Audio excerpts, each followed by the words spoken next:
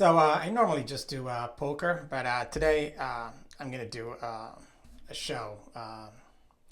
My post is going to be about legal analysis and strategy. I play poker for fun. It's a recreational thing for me. I do well enough to break even and maybe maybe make a little bit extra, but not really much more than that. But I can pay for my trips and yeah, just it's a hobby that pays for itself. And so in December, I had gone to Vegas for the WPT for a week with my wife. It was early to mid December, like 12th to the 20th, and yeah, it's still in the fall season. I returned from my trip. So when we left, there was no snow in my anywhere in my town, and there was no snow when I came back anywhere on my property, sidewalk, nothing. But when I came back, a couple of days later, I received a summons in the mail for failure to remove snow. This was the summons I received. It's got a couple of different dates, and it only names me, even though me and my wife are both owners of the house. So I decide, let me just look it up. I look up the statute. It's really not clear. It says something like owners, and it doesn't say dwellings, residents, any of that stuff that applies to like homeowners. Because I don't own the sidewalk. I mean, I have no control over it. And then the code also says all snow must be removed. There's no standard or threshold of how much snow has to be removed. It could be like a little bit of snow. It's like it leaves a lot of discretion to the officers. And not only that, somebody could track snow onto the sidewalk. I can't prevent it. Like I could clean it up, and 5 minutes later, somebody could just track snow. And then, as I saw other people in court getting tickets for this, they're like, "Oh, I shoveled the snow, but then the wind blew a little bit, and they gave me a ticket."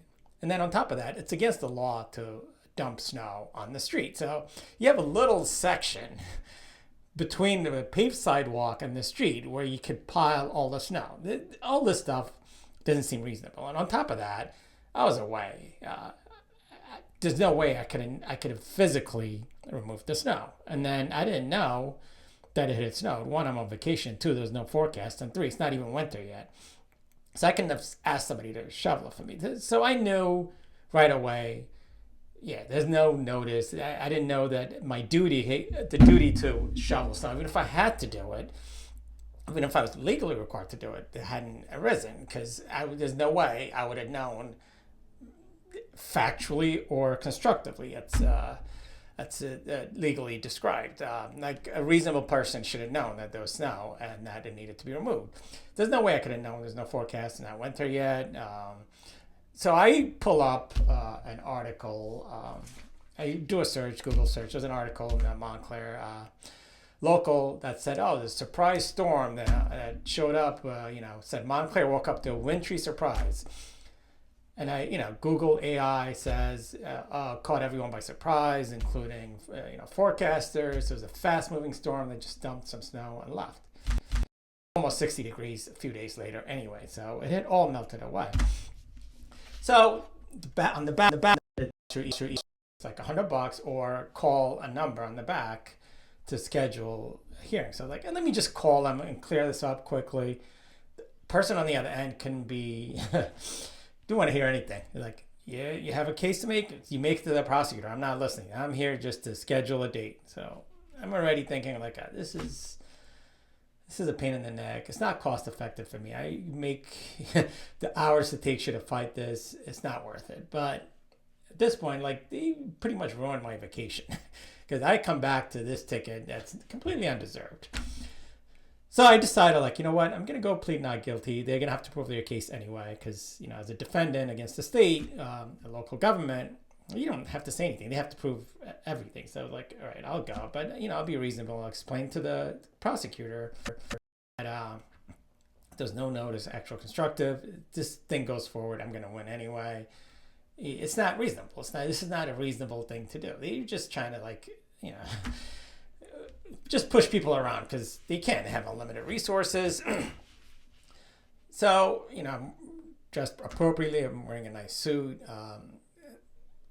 And the prosecutor says, lawyers get to go first. You sit up front. Usually, there's one lawyer representing someone else for a DUI case, more serious cases than this. So it's like, look, I don't want to misrepresent myself. I'm not even licensed in New Jersey, but I am licensed in New York. I am an attorney, and I'm going to be representing myself. Oh, no problem. Just sit in front. I'll take care of you first. So she calls me over. I'm expecting her to say like, oh, why do you think you're not guilty, or what's going on? She just looks up, goes, it's only $100. I mean, for me, that's like a sense of entitlement, and like people in Upper Montclair are just supposed to pay and pay. I literally have one of the smaller houses for the township. I mean, it's still a nice house. I mean, I have 3 bedrooms, 2 bathrooms, a nice yard, backyard, front yard, super quiet street, and I love the town. It's got a lot of amenities, but the taxes, I pay $20K, 19 and change, like 19,600 and change a year just in taxes. That's like doubling the mortgage. It's already outrageous. So it's not like we don't pay our share. And a sidewalk is a roadway for people, for the pedestrians. Just like you clean the streets for cars, you got to clean the sidewalks for people to walk on, because I have no control of it. I don't own that. I can't put a fence. I can't set up a chair out there, or in any way block the traffic, or own it, or prevent somebody from damaging the sidewalk that you expect me to maintain. Businesses, it makes sense. They can add it to the cost of doing business. They can hire a crew to kind of keep it clean all the time. They're inviting people. They benefit from people coming in and walking the sidewalk and entering their business. But for a homeowner, I want quiet. I don't want anybody walking around. And on top of that, I do live in a super quiet street. So I don't even know why anybody would even show up there unless you live a dead end, a corner of 2 dead end streets. Literally, if you're not in one of those 5 houses, there's no reason for you to drive down that street. Not only that, it's got a little park that separates that street. I live on Nassau. So if somebody's cutting through, they would cut through on the other side, not even come anywhere near my house. So there's literally almost no traffic. There's kids out there playing, basketball hoops set up, playing, because no one goes there unless you're one of the 2 houses. And on top of that, my driveway is on a separate street on the back end on Mount Hebron. So there's literally no traffic. There's no reason for anybody to be there.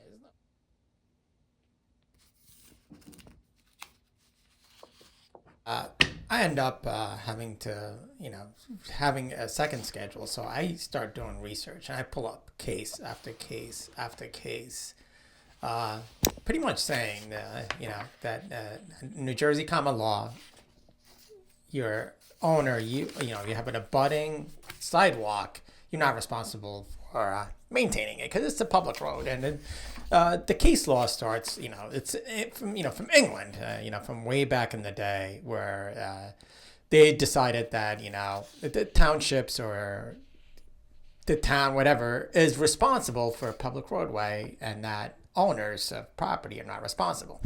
So, but at some point, a lot of states have changed this law, but in New Jersey, they maintained it for a while until I think 1981. There was a case where they decided that, okay, we'll make a little distinction between businesses that benefit from. It's like an attractive nuisance. They're inviting people. If you want people to come over, they will hold them responsible. Because bars and stuff. People are a little drunk and they go out. And, they could slip and fall. A lot of the litigated cases regarding people getting injured. But New Jersey, you're a residential homeowner. You're not responsible for maintaining it. It makes sense, and that's the law. And the U.S. Constitution, even in New Jersey, if you're not a local government, cannot pass a law that's contrary to whatever the law is for that state, because it's contained within the state. Just like a state of New Jersey cannot pass a law that contradicts federal law, especially when it comes to constitutional issues. This was the research I did.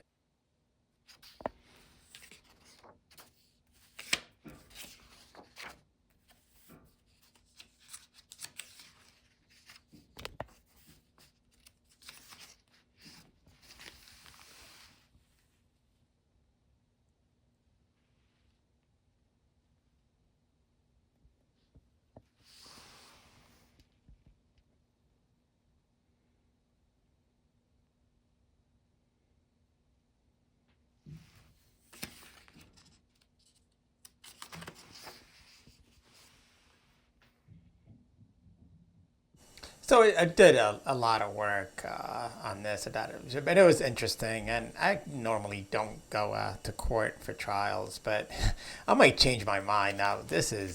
I enjoyed this a lot. And maybe my calling is to be, switch, switch up what I've been doing, which is mostly, white collar crime. And even then, is like really sophisticated, high level, massive cases, working on teams. But I did enjoy the kind of like the personal aspect of this, and going to court and dealing with this stuff. I had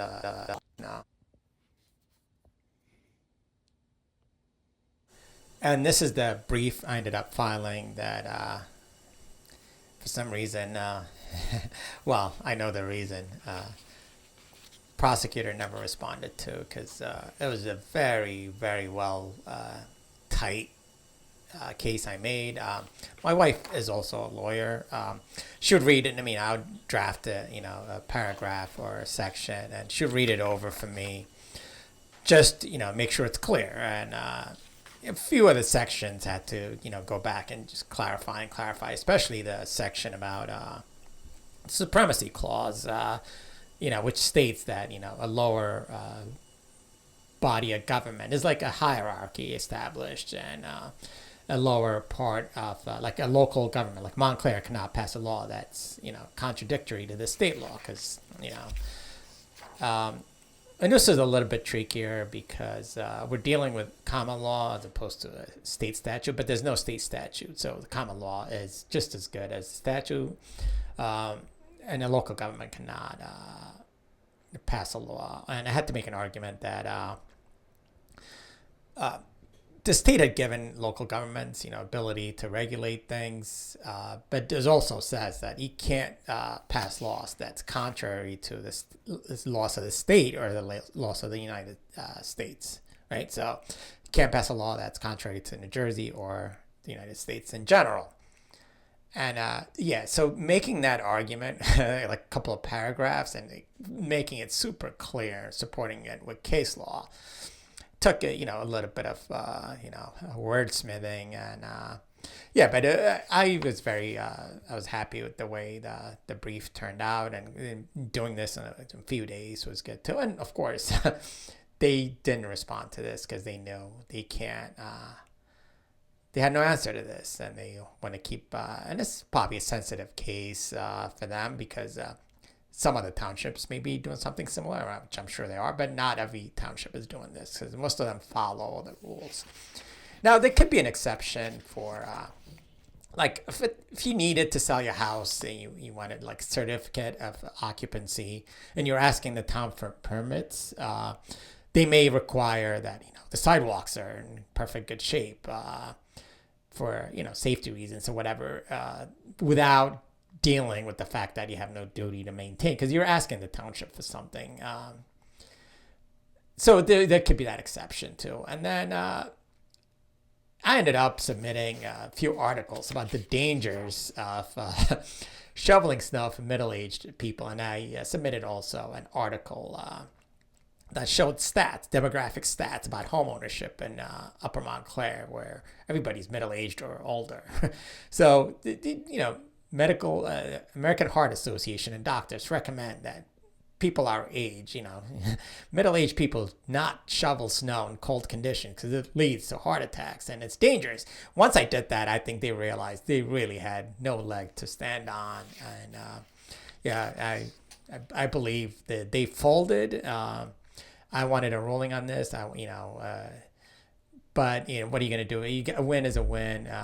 I even asked the judge for the legal fees of defending this case, and he was like, he was a little bit amused by that, and he said, "So, what are you billing yourself? What are you charging yourself?" And I said, "Look, just because I have the ability to defend myself doesn't mean I wouldn't be entitled to what a normal fee would be for an appearance in a municipal court, and I believe it's at least $500 an appearance. I made 3 appearances, so I'll just I'll just make the long story short, because I don't want to do too long a video. But at the end of the day, I ended up submitting my first appearance, I plead not guilty. Judge, tries to discourage me because, you don't know this kind of the law. So, yeah, stuff like that makes me want to, makes me dig my heels even more. So I have to show up for a second court date. I show up a second court date. This time, I've done my research. I read cases, and case after case after case says residential landowners do not have to maintain sidewalks. We have no duty to maintain sidewalks. It's always been the law in New Jersey. It's one of the New Jersey distinctions. If I could figure out in 2 weeks, these people, the townships, judges, everyone should know, and they keep still,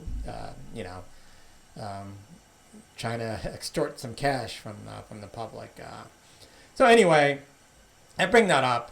I was going to use it just on my trial as a strategy, but I bring it up to them so that they know that you don't want to do a trial by ambush. Judge tells me, okay, then you're going to have to file a legal brief, and then on the record, I file a motion. I'm going to file a brief within 2 weeks, and then the prosecutor had 2 weeks to respond, and then the judge would make a ruling on whether or not I'm even legally obligated to maintain a sidewalk as a residential landowner. So I banged this out in 6 days, and March 3rd, this was less than a week after, about a week later, I submit my brief. The next day, I submitted a copy to the prosecutor and the judge, and the next day, I'm getting all kinds of emails and phone calls. A day later, a few days later, I get a letter from the town demanding to come in my house and inspect my water meter because it's not working, under threat of shutting off my water. Maybe it's a coincidence, maybe it's not. It doesn't matter. None of that is going to bother me. So the third date, which was a couple of days ago, third trial date, April 1st, was scheduled. I never received a brief because there's nothing they could say to counter my brief, and I'm including my brief in this video. So she doesn't show up, and then there's another guy. I'm not going to get into him. You're trying to use some kind of private lawyer to prosecute these cases, which they're not allowed. It's legally in New Jersey. You're not allowed to do that unless a complaint came from a private person or it's a zoning issue. So he was holding evidence. He had a picture of something, and I wrote a letter to the judge he's going to have to testify. So the day of the trial, supposedly, or the hearing where the judge is going to make a decision, prosecutor never submitted a brief, even though she was ordered by the judge to do so. And she actually called in sick that day, and so did the other lawyer, town attorney, supposedly, or whoever he is. I can't find him anywhere on the websites. He had given me a card. He doesn't show up. So the judge and the officer were left holding the bag. And after many offline discussions they had, which I don't know about, they finally decide to get to me, and they say, prosecutors dropping the charges this one time, but in the future, you're still, without addressing my issue. And I tell the judge to, please rule on my briefing. He says no, he doesn't have to. And the prosecutor did not submit a brief because she had planned on dismissing the case. And I'm telling him, look, I don't know if I want a dismissal. I want, it doesn't have the same reputational value as, an outright being found not guilty. And also double jeopardy, which is kind of like a criminal thing where you can't be tried for the same thing twice. He tells me, this is like dismissal with prejudice because you can't be tried for the same issue again. And this is a civil case. And officer has an outburst, and he says, "Does I have evidence? Is this factual? This has never happened." He thinks I see snow, I give ticket is the law, and it's not. And he seemed like a nice guy, and I have to say, everyone I dealt with is nice. It's just. Yeah, it's one of those. So I'll just wrap it up here and be back to poker again.